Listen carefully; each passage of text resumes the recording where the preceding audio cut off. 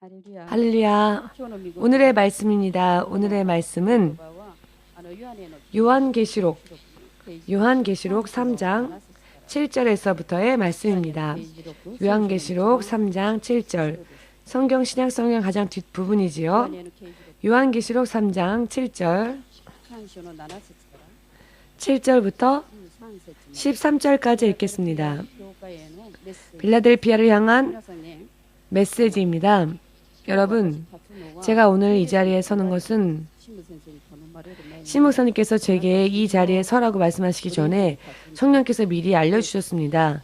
수요 예배 때 너는 말씀을 전하게 될 것인데 반드시 전하라 하신 메시지가 있었습니다. 이것은 성령의 음성이신데요. 너무나도 두려운 메시지였습니다. 그렇기 때문에 저는 당사자로서 만약 이 말씀을 전한다면 사람들이 싫어할 것 같아서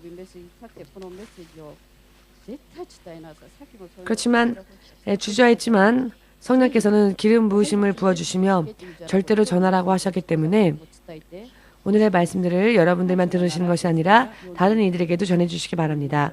3장 7절부터 읽겠습니다. 빌라델비아 교회의 사자에게 편지하기를 거룩하고 진실하사 다윗의 열쇠를 가지신 이곳 열면 닫을 사람이 없고 닫으면 열 사람이 없는 그이가 가라사대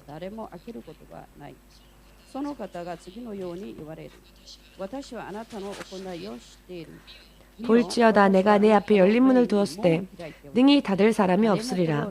내가 내 행위를 아노니 내가 적은 능력을 가지고도 내 말을 지키며 내 이름을 배반치 아니하였도다. 보라 사단의 회 곧 자칭 유대인이라 하나 그렇지 않고 거짓말하는 자들 중에서 며칠 내게 주어 저희로 와서 내 발 앞에 절하게 하고 내가 너를 사랑하는 줄을 알게 하리라. 내가 나의 인내의 말씀을 지켰은즉 내가 또한 너를 지키어 시험의 때를 면하게 하리니 이는 장차 온 세상에 임하여 땅에 거하는 자들을 시험할 때라.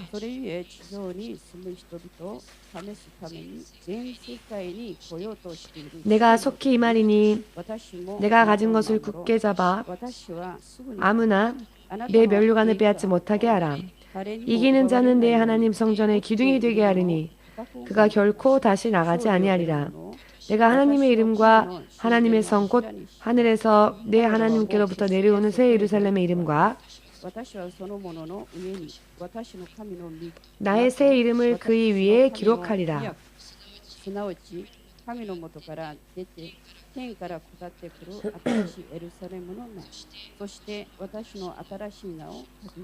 귀 있는 자는 성령이 교회들에게 하시는 말씀을 들을지어다. 아멘. 실은요, 오늘 이 메시지가 인터넷에 이 메시지를 실게 된다면 메시지의 제목으로 볼 때는 조금은 어렵기 때문에 제목을 좀 쉽게 바꾸었는데요. 사실은 성령의 음성은 실제로는 이렇습니다. 지난주 수요일입니다만 지난주 수요일에 주님께서 이 땅에 일어나게 될 일에 대하여 말씀해 주셨습니다. 잘 들어주십시오. 이 말씀을 오늘 전하라 하셨습니다. 그런데 이 말씀이 너무나 길기 때문에 일본에서 큰 시련 속으로 들어가게 될 교회가 많다고 하셨습니다. 기억해 주십시오. 일본에서 큰 시련 속으로 들어가게 될 교회가 많다. 이 말씀이 주어진 일주일 전에 지금으로부터는 5일 전인데요. 주님께서 하나의 꿈을 꾸게 하셨는데요. 바다가 있고 반석이 있었습니다. 그런데 그 반석 위에 어떤 커플이 서 있었습니다. 그곳은요, 그 반석에서 낚시를 할 수 있는 곳이었는데요. 그 돌 위에 한 커플이 서서 바다를 바라보고 있었습니다. 그런데 이 한 쌍은 예전에 하나님 앞에 불신앙을 저지르고 그리하여 하나님의 심판을 받은 사람들을 목격한 사람들이었습니다. 저들은 그렇게 심판당하였지만 그러나 우리들에게는 그런 심판이 절대 올 리가 없다. 그런 심판 항상 그런 이야기를 하지만 그런 심판들이 우리에게는 결코 올 리가 없다. 라고 했을 때 그 커플들이 어떠한 마음을 가지고 있었느냐면 하나님의 심판에 대하여서 굉장히 그 심판을 업신여기는 듯한 그런 마음이었습니다.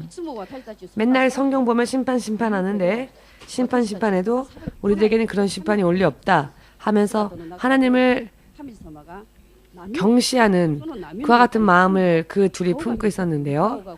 바닷속에 하나님의 얼굴이 보이기 시작하는데 그 얼굴은 하나님의 얼굴은 진노하시는 하나님의 얼굴이었고 그 파도의 물결 속에 진노하시는 하나님의 얼굴이 있었습니다. 그리고는 한순간에 그 파도가 그 두 사람을 삼켜버렸습니다. 그런데 다른 반석 위에도 많은 커플들이 서 있었는데요.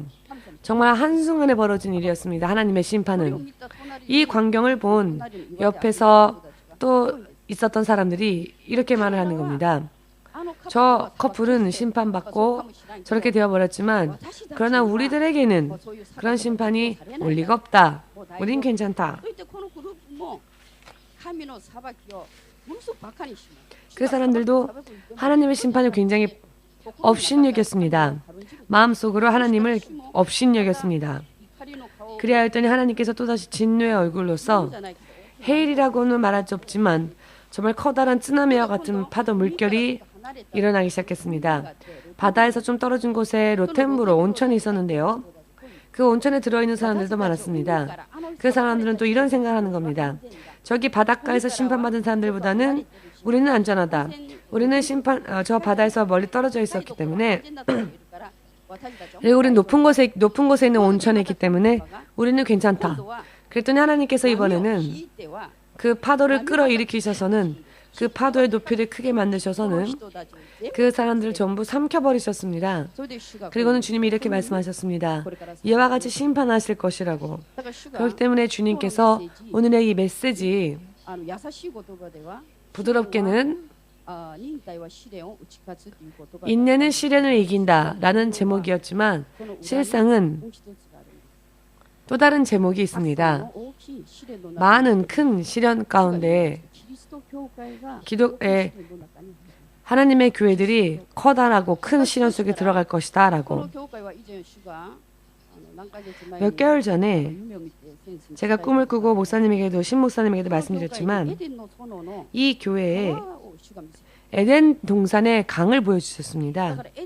에덴 동산의 강은 어떠한 맛일까라고 저는 항상 성경을 읽을 때 생각을 했는데요. 굉장히 투명한 그 물 속에 그 물을 마시면 모든 병이 치유되어질 것 같은 그런 강이 보였고요. 그런데 그 반면에 교회 안에 또 오물이 있어서 하나님께서 그 강물을 끌어들이시다가 그 오물을 치우게 하셨습니다. 저는 이 꿈을 꾸고 어쩌면 교회에 많은 사람들이 시험에 들고 하나님은 그런 사람들을 다시 영적으로 정리하실 그런 꿈이 아닐까요? 라는 말씀을 드렸는데요.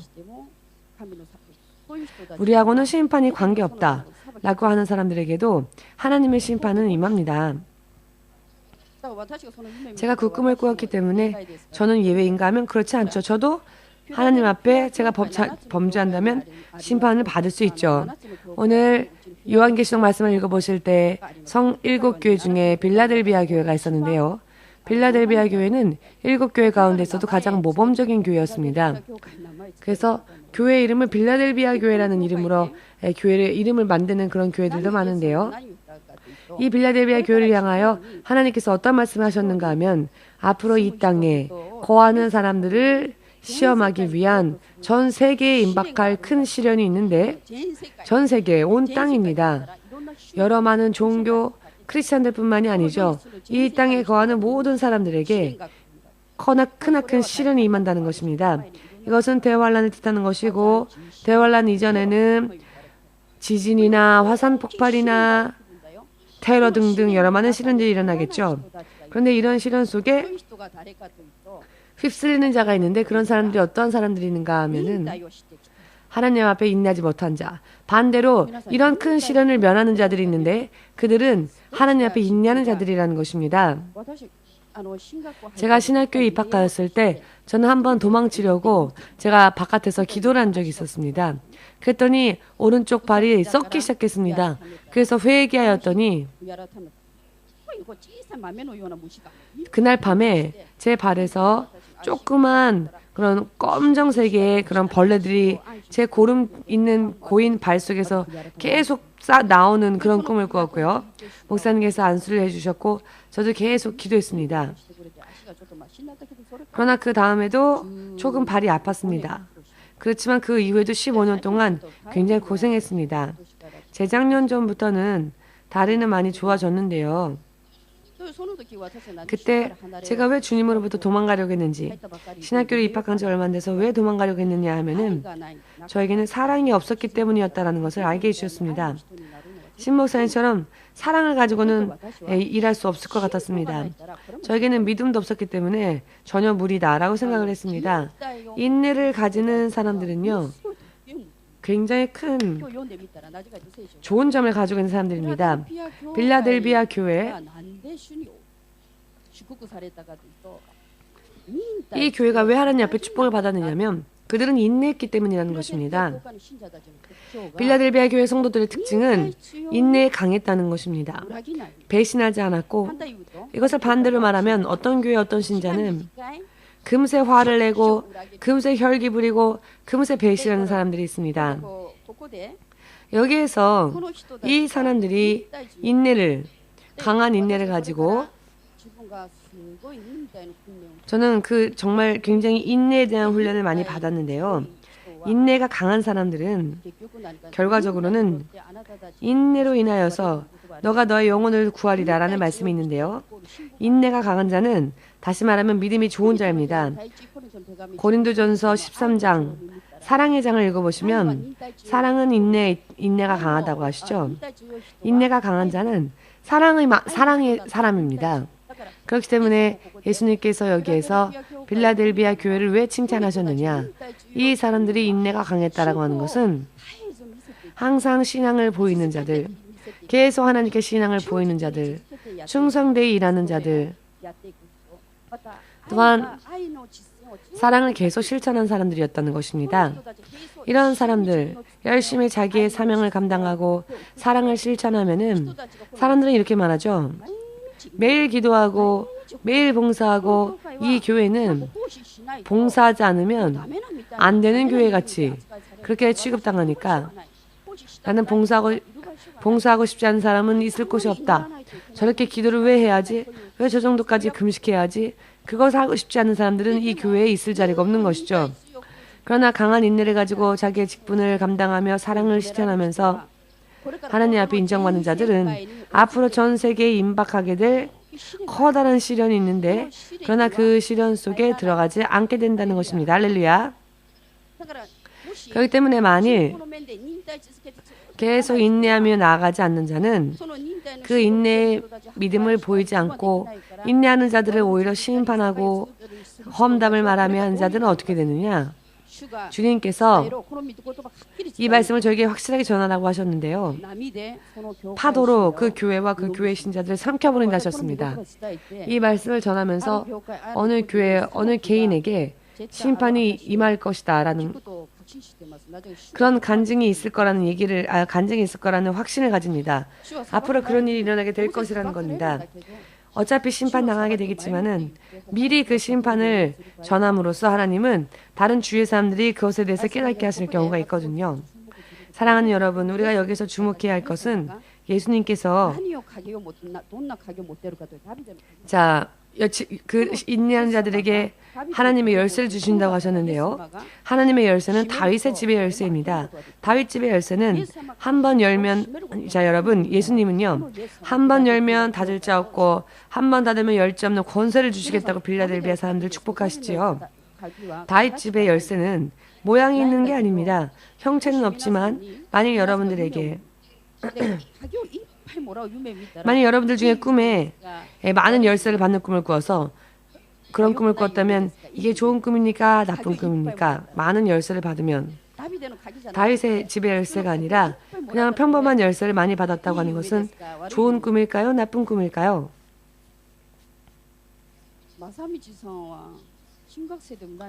마사미치상은 정말 신학생도 아닌데 항상 대답을 하네요.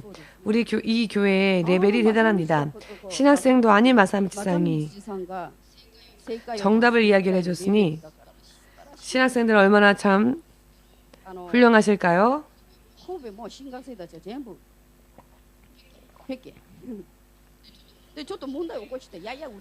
고베에서도 신학생들이 있는데요.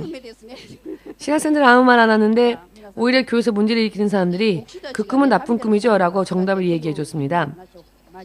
여러분, 열쇠에 대해서 잘못 해석하는 그런 목사님들도 계시니까 여러분들은 잘못 해석하지 마시길 바랍니다.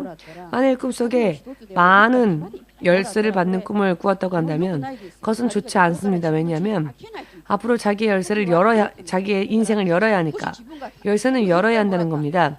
그러니 많은 열쇠를 받았다고 하는 꿈은 인내 부분에 있어서 계속 열어야 한다는 겁니다.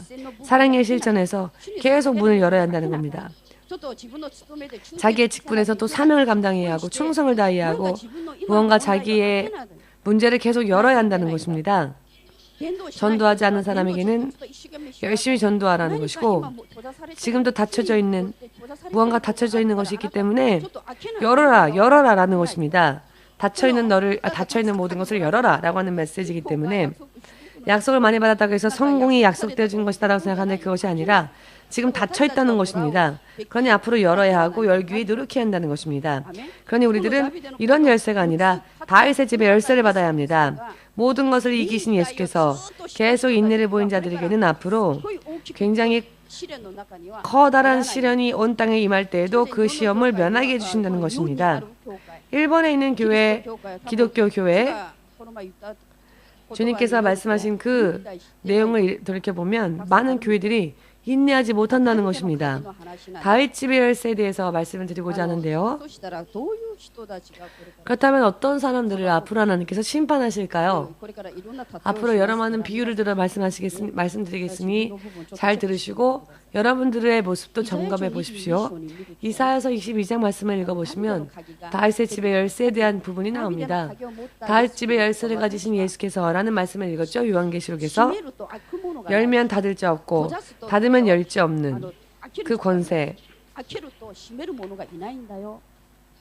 왜냐하면 예수님께서는 다윗 집의 열쇠를 가지고 있기 때문에. 그런데 이 열쇠는 형체가 없습니다. 아브라함과 이삭과 야곱의 쌍둥이 형의 이름은 에서였죠. 에서에게 장자의 권리가 원래는 임해야만 했지만 장자의 권리라고 하는 것은 눈에 보이는 게 아니죠. 그러나 하나님이 실제로 주신 축복이었습니다. 자, 에서의 실패는 무엇이었느냐? 눈에 보이지 않는다고 해서 하나님의 축복을 업신여겼죠. 결국 그는 그 업신 스스로의 그 어리석음으로 인해 자신의 동생에게 축복의 권리를 빼앗겼습니다. 다윗의 열쇠를 가진 자는 예수님이 그 열쇠를 가지고 있었지만 그 열쇠를 이미 먼저 가지고 있던 자들이 있었는데 빼앗긴 자들이 있습니다. 그들이 누구냐면은 이사야서 22장을 읽어보시면 히스기야 왕의 그 시절에 그 나라의 국보를 맡고 있는 셈나라고 하는 사람이 있었습니다. 22장 첫 부분을 읽어보시면요. 아시리아가 이스라엘을 침공합니다. 거대한 나라가 침공해 온 것입니다. 그리고 이스라엘은 이것을 막기 위하여서 성벽을 쌓고 성벽 사이에 물 웅덩이를 만들고 쌓기 위한 준비를 하는데요. 이것을 보시면서 주님이 굉장히 화를 내시죠. 적이 공격해 올 때에 너희는 전쟁의 준비를 하는 것이 아니라 만군의 주 되신 하나님께 기도를 하라. 승리는 주님 손에 있는데 너희는 왜 기도하려 하지는 않고 스스로의 힘으로써 싸우려고 준비하느냐? 먼저 주님께 회개하고 주의 능력으로 싸우고 그리하여 응답받으라. 주님으로부터 승리의 약속을 받으라라는 것입니다. 그렇지만 그들은 기도하고 하나님께 매달리는 믿음이 없었기 때문에 그렇게 하지 않았죠. 결국 자신들이 점점 지고 있다는 것을 깨닫고 나서는 그들은 어떻게 됐냐면은 오히려 나중에 원망하고 주님께 더 이상 기도하지도 않고 어찌되건 상관없다. 내일은 차라리 죽겠지. 내일 어떻게 될지 알 수 없으니까 차라리 먹고 마시고 즐기고 쾌락을 누리자. 양을 잡고 먹고 마시면 차라리 즐기자. 내일은 죽을지도 모르니까. 이 모습을 보고 하나님이 분노하시죠. 그리고 국보를 담당하고 있었던 셴나라 하는 자는 그러나 눈에 보이지는 않으나 다윗의 집에 열쇠를 받은 자였습니다. 그런데 이 셈나가 어떻게 되었느냐면 이 셈나조차도 정말 사실 셈나 정도라면은 하나님께 기도하거나 아시리아로부터 구해 주십시오.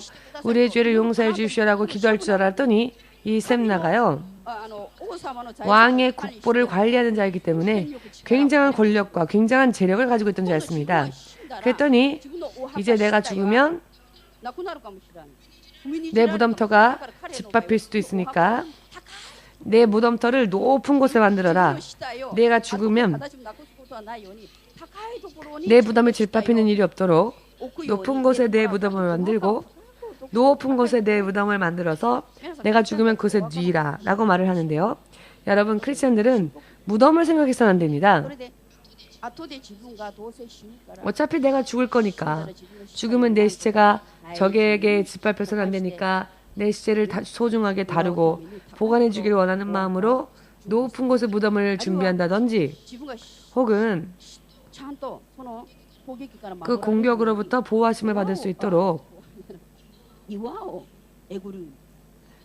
그 돌을 깎아서 그 깎은 돌 안에서 자기를 반석에 자기를 위하여 처소를 쪼아내고 이와 같은 일을 하는 거죠. 자, 영적으로는 이 한 나라에 국부를 관리하고 있는 자라는 것은 영적으로는 다윗 집의 열쇠를 맡았다는 것과 다를 바가 없는데 하나님께 기도하는 것이 아니라 왕에게 사실 다윗의 집의 열쇠를 맡은 자라면 영적으로 왕에게 나아가서 회개하도록 백성들을 독려하고 다 함께 기도해야 하지 않을까라고 충원을 했어야 할 터인데 그렇게 하지는 않고 자기 살 길을 궁리하니까 하나님께서 셈나에게 다윗 집의 열쇠를 빼앗는다 하셨습니다. 여기에 엘리야김이라는 자를 하나님은 대신 세우시죠. 이 엘리야김은 하나님께서 세운다라고 하는 뜻이 있습니다. 그 이름의 뜻대로 하나님은 엘리야김이라는 자를 세우십니다. 그리하였더니 이 주님께서 엘리야김을 셈나 영적으로는 다윗 집의 열쇠를 받아 이 이스라엘 백성들에게 기도로 그들을 인도하고 하나님의 보호하심을 잊기 위하여 영적으로 그렇게 일을 해야만 했던 셈나가 오히려 육적인 것에 자신을 의지하니까 하나님은 다윗의 집의 열쇠를 엘리야김에게 옮긴다 하셨죠. 그리고 하나님은 엘리야김에게 다윗의 열쇠를 주십니다. 다윗 열쇠를 받았더니 어떤 축복이 임했는가 하면은 영광의 자리에 앉게 하시고 그 집 안에서도 가장 존귀한 자가 되며 너의 집 안에 있는 모든 작은 그릇과 큰 그릇조차도 전부 하나님의 영광을 누릴 것이다. 다윗 집의 열쇠를 받는 자는 이와 같은 축복을 받습니다. 그런데 22절 마지막을 보시면 이 사람조차도 나중에 타락을 하고 맙니다.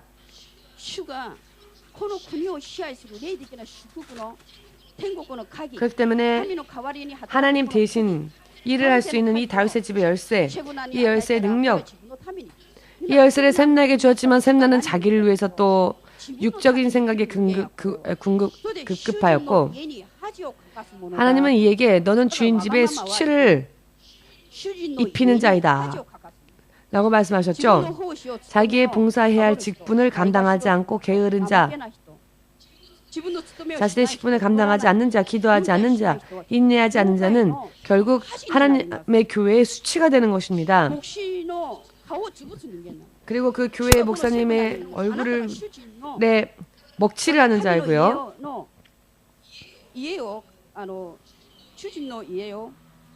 주인의 집을 수치스럽게 하는 종, 그와 같은 종이라고 말씀하십니다. 그렇지만 엘리야김에게 이것을 대신 주었지만 엘리야김도 초창기에는 또 열심히 했습니다. 그렇지만은 이 사람조차도 마지막에는 타락을 하고 맙니다. 이것이 22장 마지막에 나와 있지요.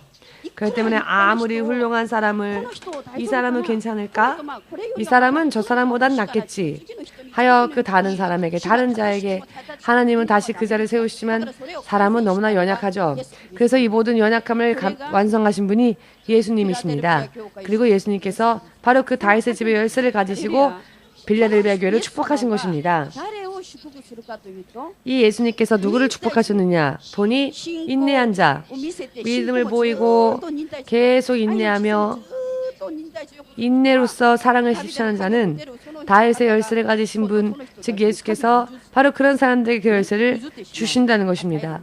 허락하신다는 것입니다. 자, 이것을 받은 사람들이 있습니다. 누구냐면 바로 베드로지요. 마태복음 16장에 하나님께서 예수께서 천국 열쇠를 베드로에게 주십니다. 저는 베드로를 생각해 봅니다. 대체적으로 베드로는 수제자였지만 예수님을 저주하며 부인까지 하지 않았습니까? 저도 신 목사님의 수제자였기 때문에 그래서 저도 베드로처럼 신 목사님을 한번 배신한 걸까라는 생각을 해봤는데요. 저희 교회에서도요, 우리 교회에서도 가장 먼저 온 자가 몇 번이나 저를 배신했기 때문에 그 사람도 베드로 같은 사람인데요. 아무튼 성격이 베드로는 금세금세 변하고 이런 성격도 있었던 것 같습니다. 그런데 마태복음을 읽어보시면은요, 이 베드로가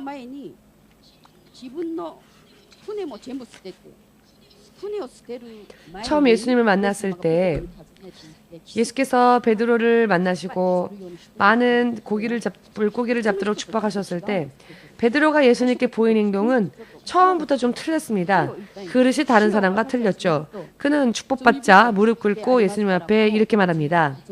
저는 죄 많은 사람이니 저로부터 떠나시길 바랍니다. 라고 자신의 죄를 금세 자각하는 자였습니다. 나중에 예수께서 그를 부르셨더니 일을 하다 말고 다 버리고 예수님을 쫓아가는 사람이었습니다. 자신의 모든 것을 다 예수님께 드렸죠. 그는 가정이 있었던 사람이었지만 그러나 예수님을 먼저 택했습니다. 요한은 조금 틀린 부분은 무엇이냐면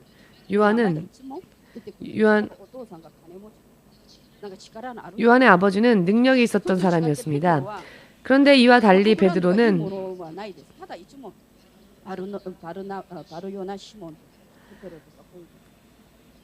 이 베드로는요, 모든 것을 다 주님께 맡겼는데 성격은 자주 변하는 그런 단점이 있긴 있었지만 그러나 헌신하며 다른 사람들과는 다른 마음을 품고 물론 하나님에게 꾸중 듣는 일도 했지만 그럼에도 불구하고 인내하여 주님을 섬겼을 때 세상 사람들이 예수님께 대하여 어떠한 말을 하냐면 어떠한 말을 하느냐라고 물어보니 어떤 사람은 엘리야라고도 하고 어떤 사람은 랍비라고도 하는데 베드로는 당신은 살아계신 하나님의 자녀, 하나님의 독생자이십니다. 라고 말하죠. 신약 전체를 하나로 정리해 본다면 예수님은 구원자, 예수님은 살아계신 하나님의 독생자, 예수님은 우리 하나님, 나의 하나님이다 라고 말할 수 있죠. 물론 요한 1, 2, 3서를 읽어보시면 마르다도 그와 같은 고백을 한 것을 알 수 있습니다. 죄송합니다. 요한복음을 보시면 열심히 봉사했지만 그도 예수님 앞에 당신은 살아계신 하나님의 독생자이십니다 라고 베드로와 같은 고백을 하는 것을 볼 수 있습니다. 베드로가 이렇게 고백하였을 때에 바르요나 시몬아, 네가 그렇게 말할 수 있었던 것은 사람의 능력으로가 아니라 하늘에 계신 하나님의 능력으로 인해 그렇게 말할 수 있었던 것이다. 하나님의 능력을 아무나 받는 것이 아니고요. 하나님은 베드로에게만 주셨죠. 이 부분도 우리는 정말 깊게 생각해 봐야 할 부분인데요. 예수님께서 이 베드로에게 천국의 열쇠를 주셨습니다. 이사야서 22절 2장을 보시면 또 다윗의 집의 열쇠가 나오고 요한계시록 3장에 나오는 다윗 집의 열쇠 그리고 마태복음에 나오는 천국의 열쇠 공통점은 하나 이 열쇠를 가진 자가 열면 닫을 자가 없고 이 열쇠를 가진 자가 닫으면 열 자가 없다는 것입니다. 할렐루야. 저는 예전에 열심히 주님을 섬기고 했을 때 어, 제가 예전에 일을 했었는데요. 제가 어, 제가 그 우케츠키 하는 곳에서 사람을 보니 어떤 목사님이 오시는데 이 목사님은 그런 아무런 쓰레기나 다 교회 안에 버리고 그런 분이었습니다. 그래서 오지 말라고 스톱 시켰습니다. 어떤 충성된 사람들이 오면 이 사람은 좋으니까 들어가라. 지금 아마 목사님이 당신 꿈꾸신 이야기를 하시는 것 같은데요. 그런 꿈을 꾸었답니다. 사랑하는 여러분, 우리는 이 열쇠를 받아야 합니다. 그리고 예수께서는 베드로에게 너는 반석이다. 흔들리지 않은 이 믿음 위에 내가 교회를 세우겠다. 이 교회가 세상 권세가 이 교회를 감당하지 못할 것이다라고.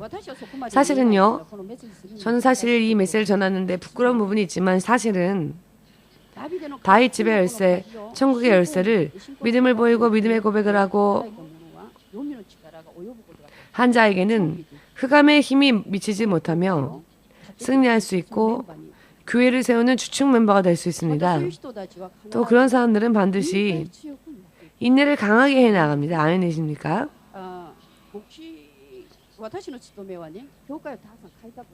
저의 사명은 많은 교회를 개척하는 일입니다. 그리고 그 교회들을 사포트하는 역할입니다. 교회를 세우고 그리고 신 목사님의 설교, 하나님의 성령의 열매를 그 성령의 열매에 대한 메시지를 듣게 하고 그리고 재림을 준비하게 해야 할 직분이 있습니다. 제가 예전에 어떤 교회에 초청을 받았었을 때 그 교회 2층에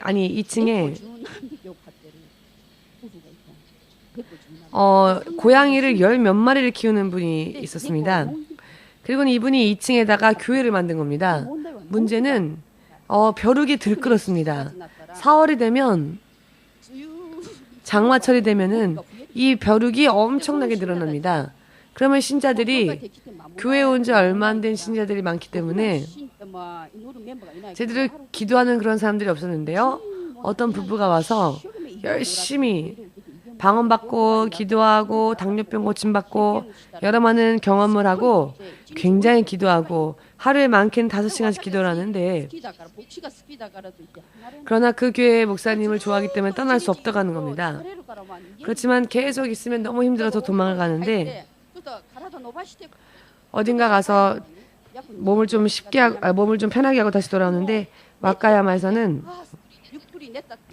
한 번도 내가 잘 잤다라는 기분이 없었습니다. 왜냐하면 영적 싸움이 너무나 격렬하니까 자고 있는 동안에도 귀신이 와서 제 몸을 밟습니다. 그러면 아침에 일어났을 때 온몸이 근육통입니다. 겨울에는 정말 온몸이 아픕니다. 경직되고 밤 늦게까지 성도들이 돌아가지 않으면 같이 교제해야 되고 와카야마는 성도들이 목사님을 쫓아간다기보다는 한 사람들이 마치 목회하는 것처럼 자기 주장이 강합니다. 그래서 목사님 너무 좋아요. 이 교회 너무 좋아요. 그래서 신 목사님 설교도 비디오를 들으세요 했더니 너무 힘들다고 하다가 나중에 이 메시지를 듣더니 열심히 듣게 되었는데요. 어느 날 보았더니 자꾸 가려운 겁니다. 왜 가렵나 하고 보았더니 다리에 벼룩에 물린 자리가 엄청나게 생겼습니다. 제가 고베에 갔더니 벼룩이 이불에서 뛰는 겁니다. 벼룩이요 사실은요 아주 멋있어요. 마치 전투기처럼 이렇게 머리를 세우고 모양은 멋있습니다. 통통 튀어다닙니다. 그래서 왜 이런 일이 일어났을까? 그 다음날 일어났더니 여기저기 다 빨려서 자세히 봤더니 몇십 마리나 이불 속에 있었습니다. 교회가 벼룩이 들들 끓었던 겁니다. 1층에 고양이 12마리를 키운 사람들이 있으니까. 제가 그래서 와카야마 교회는 헌금도 적은데요. 벼룩 없애는 약을 5,000엔어치나 사갖고 약을 다 뿌렸습니다.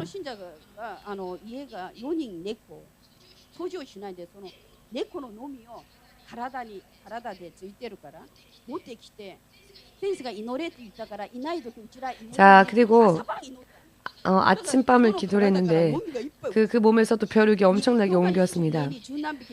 교회 위에 고양이들도 있으니까 벼룩이 엄청 많은데요. 신자들이 그래도 목사님 너무 좋아하고 계속 붙어 있습니다.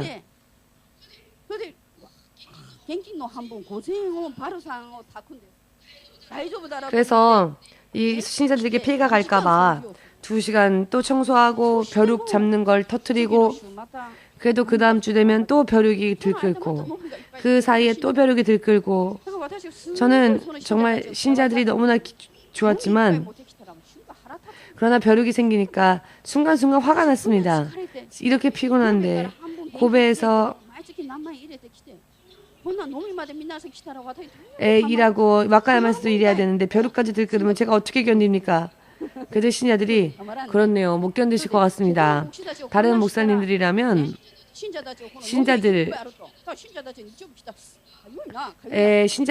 신자들이 오면 또 왜 가렵지 하는데 벼룩이라고 말을 할 수가 없으니까 모두에게 비밀을 내는데요.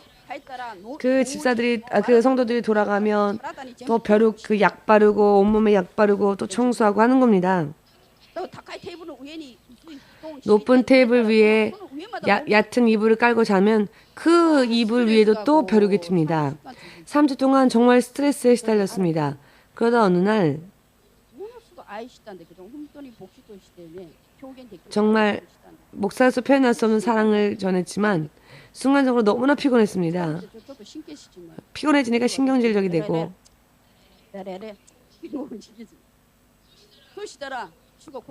그랬더니 주님께서 말씀하시길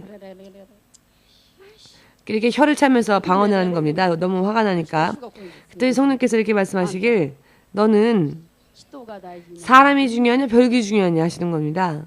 그래서 제가 사람이요 라고 말했는데요. 그 다음에는 회개형이 임해서 많이 회개했습니다. 교회 와서 1년쯤 남짓된 신자가 2시간, 3시간, 5시간 기도하는 목사님이 너무 좋아요 하면서 교회 와서 계속 기도를 이 사람 되는데 이 사람이 오히려 벼룩을 옮겼는데요. 그러나 이 사람은 사랑하지 못한 저를 용서해 주십시오. 인내하지 못한 저를 용서해 주십시오. 그렇게 울고 사랑의 실천하자 결심하고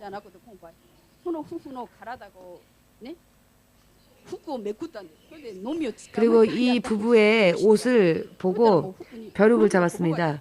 그랬더니 이 런닝 위에서 벼룩이 뛰는 겁니다. 그래서 벼룩 잡아주고 내가 만일 평범한 목사였다면 이런 거 안 할 거라고 너무 화가 나서 그렇지만 그래도 목사님을 좋아하는데요. 우리 사랑의 실천 주님께서 저의 모습을 보시면서 화를 내지 않으시고 우리가 사랑의 실천을 하면 우리 집에 우리 안에 있는 벼룩들을 다 잡아주시고 우리를 축복하실 거라는 것. 그러니까 누군가 이야기를 듣고 자기 얘기만 막 하지 말고 하십시오. 저처럼 그렇게 하지 마시고 사랑의 열매를 실현해 주십시오 하면 네 알겠습니다 하고 실현하고 기도하고 주님 이제 괜찮을까요? 이것으로 괜찮을까요? 기도했더니 82라는 걸 보여주셨는데요. 82, 네 압니다. 8월 2일이 제 생일이죠 라고. 근데 82일 하시는 겁니다. 계속 기도가 깊어졌더니 스가랴 18장 부흥의 말씀을 주시는 겁니다. 여러분들이 사랑의 실천을 했기 때문에 신자들의 노미를 잡게 되고 1시 반에서 2시 반까지 2시 반까지 스가랴 8장의 축복이 우리에게 주어질 것입니다. 그리고는 마음도 밝아졌고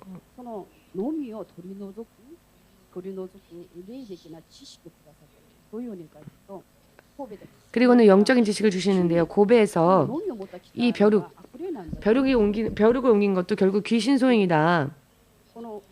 그래서 그 교회와 그 교회의 3층에 그 고양이 12마리 기르는 사람들 3층에 있는 사람 교회 안에서 예수의 이름으로 벼룩을 들끓게 만들었던 더러운 영들, 사람들이 예수님께 예배드리는 걸 방해하는 더러운 영혼들은 떠나가라! 라고 저주하고 명령했더니 성령께서 역사하실 때에 천사들이 큰 날개를 펴고 무언가를 집 바깥으로 쓸어내 듯한 그런 감동을 환상을 주셨는데요. 그 이후로 벼룩이 다 없어졌습니다. 그래서 믿음으로 미리 선언을 했습니다. 이번 주부터 이제 벼룩이 없을 거라고. 그런 환상을 주님이 보여주셨기 때문에 이제 벼룩 없을 것이라고 믿음으로 선언했는데요. 그 다음 주에 진짜 가보았더니 예전에는 메시지를 듣지 못했습니다. 성도들이. 왜냐하면 너무 가려워서.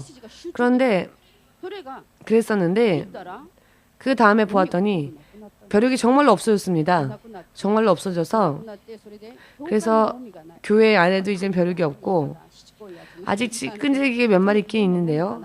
그 집에도 없어졌고 이번 주부터는 괜찮아요. 지난번부터 벌써 좋아졌고요. 전혀 가렵지 않습니다. 라고 말해주는 겁니다.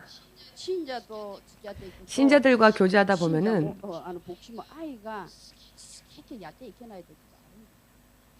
목사라 할지라도 사랑으로 할 수 없을 때가 있어서 방언으로 기도하면서도 혀를 찰 때가 있습니다. 솔직히 그렇습니다. 그렇지만 빨리 회개하고 다윗의 집의 열쇠를 막 가지고 신앙의 반석 위에 온전히 서서 교회를 세우라고 베드로에게 명령하신 예수님의 말씀을 따라서 베드로가 사랑의 실천을 하고 인내를 했던 것처럼 우리도 그렇게 하면 반드시 우리들의 인생은 넓게 열릴 것입니다. 성령께서 역사하시면 천사들이 그 성령의 명령을 따라 그 날개를 펼치고 일을 하니 금세 일이 해결되어지는 겁니다. 이런 일들이 있고 나서 벼룩이 없어졌습니다. 아직 오른쪽 발에는 벼룩이 물린 흉터가 있는데요. 보여드릴까요? 진짜인지 아닌지. 고베 신자들 가운데에서 주님을 따라가겠습니다. 라고 몇 명인가 성도들이 새로 왔는데요. 모두 젊었을 때 미션 스쿨을 다니거나 한때는 예수님을 믿거나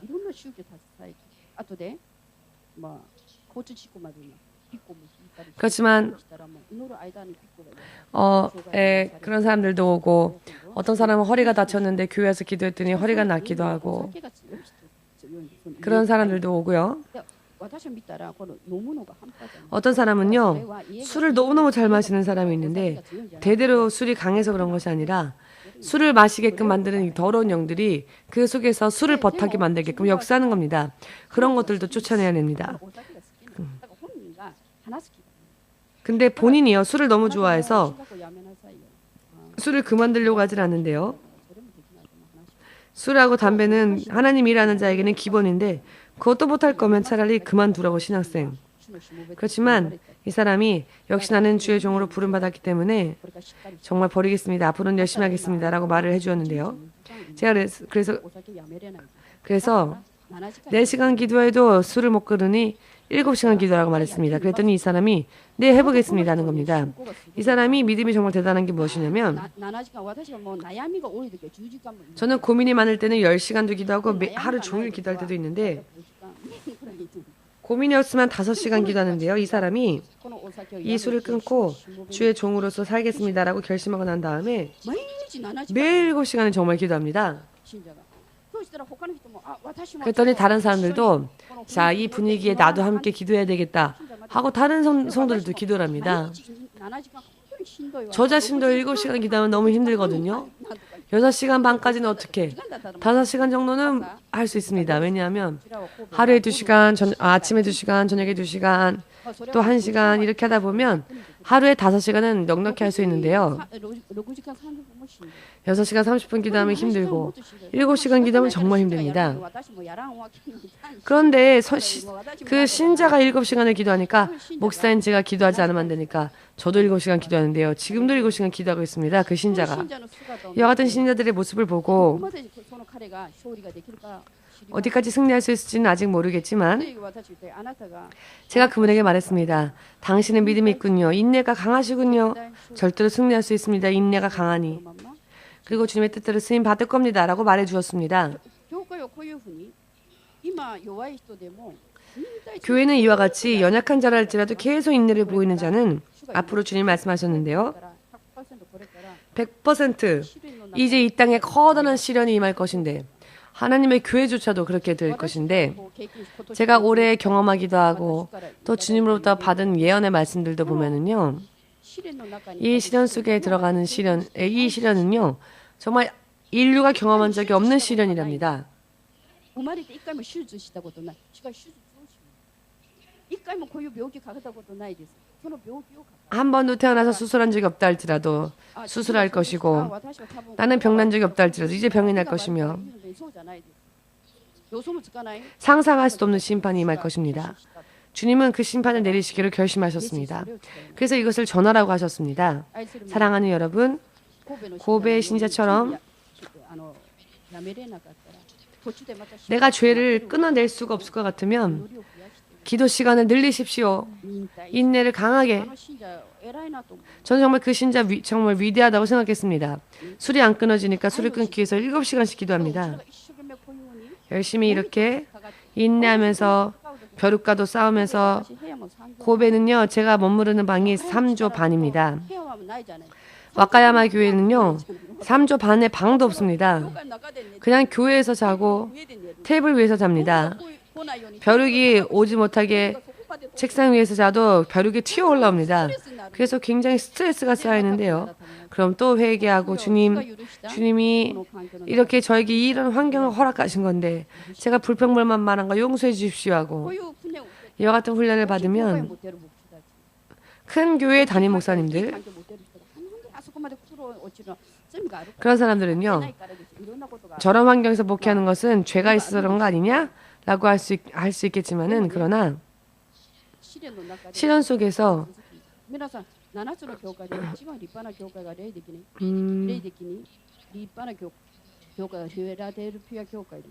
성령이 말씀하시는 7교회 중에 요한계시록 보시면 자, 빌라델비아 교회를 향하여 하나님은 어떻게 말씀하시냐면은 자칭 유대인이라는 자들이 너희 앞에 나와 무릎 꿇고 너희에게 절할 것이다. 그래야 하나님이 얼마나 빌라델비아 사람들을 사랑하는지를 증명해 보이신다고 하셨습니다. 인내하는 자는 심판의 날이 다가와도 그 심판에 휩쓸리지 않는다는 것입니다. 우리가 믿음 생활할 때 왜 그 정도까지 해야 돼? 왜 7시간 기도해야 돼? 왜 금식해야 돼? 이 교회 오면 너무 부담스럽다. 이렇게 말한 사람들이 앞으로 시련 속에 들어갈 것입니다. 하나님은 결정하셨다 하셨습니다. 하나님은 어떤 사람이 시련에 빠질 것인지 이름까지 얘기해 주셨습니다. 그러나 하나님은 그래도 그 사람들에게 마지막까지 그 사람들을 버리지 않으시기 위해서 이 메시지를 전하라고 하셨습니다. 자, 인내하지 않으면 시련에 들어갈 것입니다. 시련이요. 앞으로 저는 이 시련 와카야마에서 시련이 있어서요. 제가 시련 속에서 많이 힘들었는데요.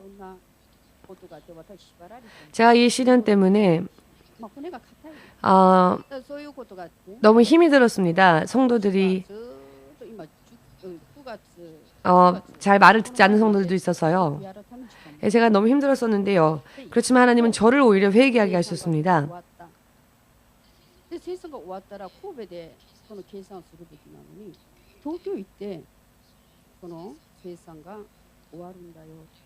그러나 이 모든 것의 해결은 고베에서가 아니라 다른 곳에서 할 거라고 하신 것 같은데.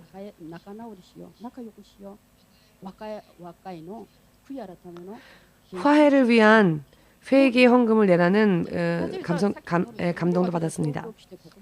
제가 왜 동경까지 와서 감사의 화해의 제물을 드려야 합니까? 라고 했더니 제가 그 이유를 알았습니다. 저는 신목사님과 사모님을 굉장히 힘들게 했었습니다.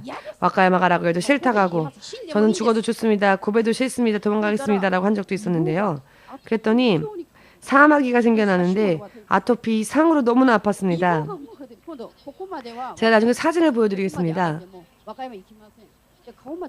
저 사마귀가 온몸을 덮었어도 저는 와카야마 안 가겠다고 버텼습니다. 그런데 얼굴까지 올라왔습니다. 그래서 제가 안 되겠다, 알겠습니다, 와카야마 가겠습니다, 가라고 하실 때 순종하지 못한 거 회개하고, 이렇게 제가 목사님 사모님을 힘들게 했었던 것, 제가 말을 안 들으니까 작년에 제가 국가 기도회가 끝났을 때 일본 가기 싫다라고 제가 말로 그렇게 불평을 말한 적이 있었는데요. 그러나 안 가면 안 되니까 아시는데 가고 싶지 않다라고 그렇게 말을 했는데, 그렇게 말을 한 순간 그날 아침에 마귀가 저를 넘어지게 만들어서는 어깨뼈가 탈골되게 만들었습니다. 탈골되었을 때 그래도 화가 풀리지가 않아서 제가 뭐가 잘못했습니까? 제가 왜 이렇게 당해야 합니까? 라고 했는데 사모님이 이런 말씀하시는 겁니다. 너 홍 목사 자꾸 그렇게 말하면 이 정도로 끝나는 게 아니라 정말로 더 심한 것도 받을 수 있다. 그랬더니 제가 그래도 좋아요 라고 했는데 그 다음 병이 정말 저에게 또 임했습니다.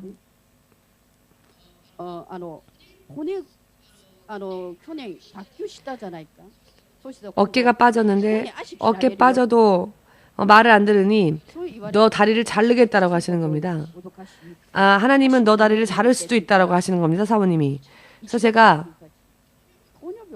그 말 듣고 어떻게 그럴 수 있냐고 심하다고 했는데, 제가 그 후에 당뇨병에 걸리고 말았습니다. 당뇨가 심해지면 다리를 절단해야죠. 갑자기 당뇨병에 걸렸습니다.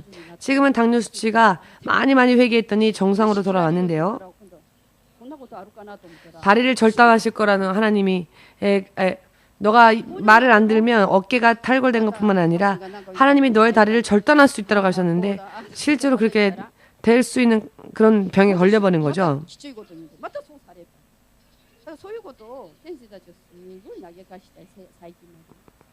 아무튼 제가 여러 많은 일 때문에 목사님 사모님을 힘들게 했습니다.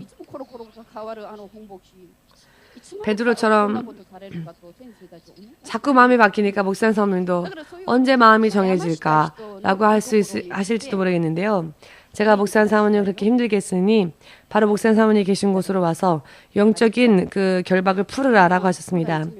여러분, 형제가 범죄하면 예배드리기 전에 형제에게 범죄했다면 예배드리기 전에 먼저 회개하십시오. 나를 인도해주는 사람을 힘들게 했다면 그 사람에게 가서 회개하십시오. 저는 왜 제가 동경교회를 가야 합니까? 왜 제가 와카야마로 인해 범죄했던 것에 대한 하나님 앞에 화목제를 동경에서 해야 합니까? 라고 했지만 1년 동안 여러 많은 질병으로 인해 인내하고 여러 많은 일들이 있었지만 인내하고 왔기 때문에 다시 한번 내가 너를 세울 테니 예물을 하나님께 드리라. 와카야마의 범죄로 인한 그 죄의 대가에 대한 화목제를 동경에서 드리라고 하셨습니다. 그래서 그것을 실행하면 주님께서 전부 다윗의 집의 열쇠, 천국의 열쇠를 사용하셔서 저의 모든 결박을 열어주셨습니다. 사랑하는 여러분, 부디 아직 안 끝났습니다. 부디 다른 누군가를 힘들게 하지 마십시오. 누군가를 힘들게 하고 피해망상이라는 말도 있는데요. 피해망상은요, 분쟁을 불러일으킵니다. 아무리 이상적인 빌라델피아 교회였다 할지라도 사단의 회가 있었다 했죠. 그러니 제가 무슨 말씀 드리고자 하느냐면은 아무리 어떤 교회를 할지라도 시험도 없고 힘든 일이 없는 그런 교회는 없다는 겁니다.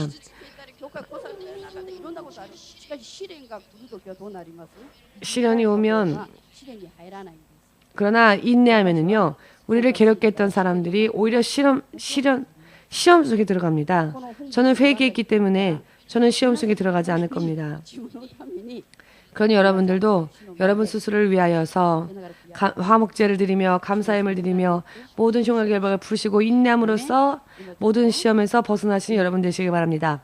이 시간 다 함께 잠시 예수여 삼창으로 기도하기를 원합니다.